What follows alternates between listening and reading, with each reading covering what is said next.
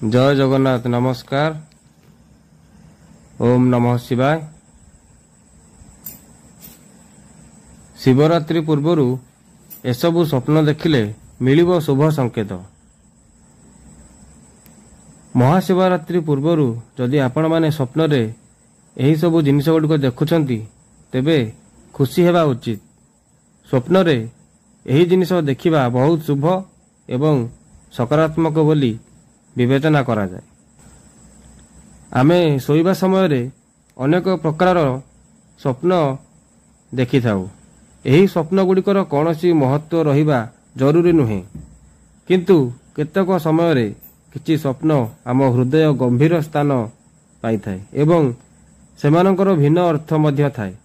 चलित वर्ष शिवरात्रि पूर्वरु जदि स्वप्न देखुछंती ताहाले बहुत शुभ बोली कहा जाए।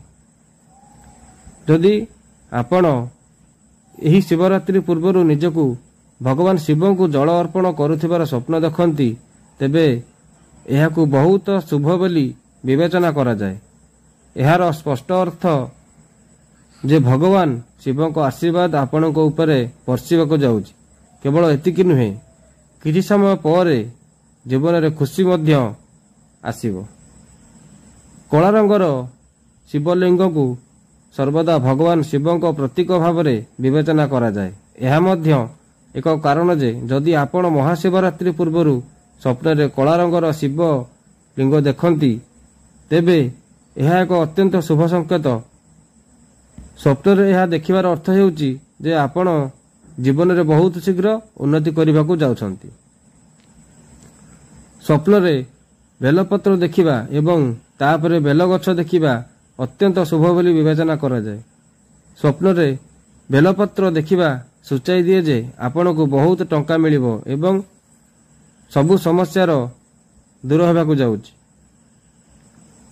जदि आपण स्वप्न रे नंदी को देखंती तेबे आपण मध्य एहाकू बहुत शुभ बोली विवेचना करा जाए। नंदी को भगवान को शिवंक वाहन भाव में जनाशुना जदि आपण महाशिवरात्रि पूर्वरु स्वप्न रे नंदी को देखंती तेबे यह सूचाई दिए जे आपण बहुत शीघ्र जीवन रे उन्नति करबाकू जाउछंती। महाशिवरात्रि पूर्वरु स्वप्न रे रुद्राक्ष देखिबा बहुत शुभ बोली विवेचना करा जाए। यह स्वप्न रे रुद्राक्ष देखिबा सूचाई दिए जे आपणक जीवन रे उन्नति करबाकू जाउछंती। तेबे आजि पई भिडियोटी एतिकी। जदि भिडियोटी आपण मानको भल लागि थाए तेबे लाइक करिवे, शेयर करिवे, सब्सक्राइब करिवे। जय जगन्नाथ। नमस्कार।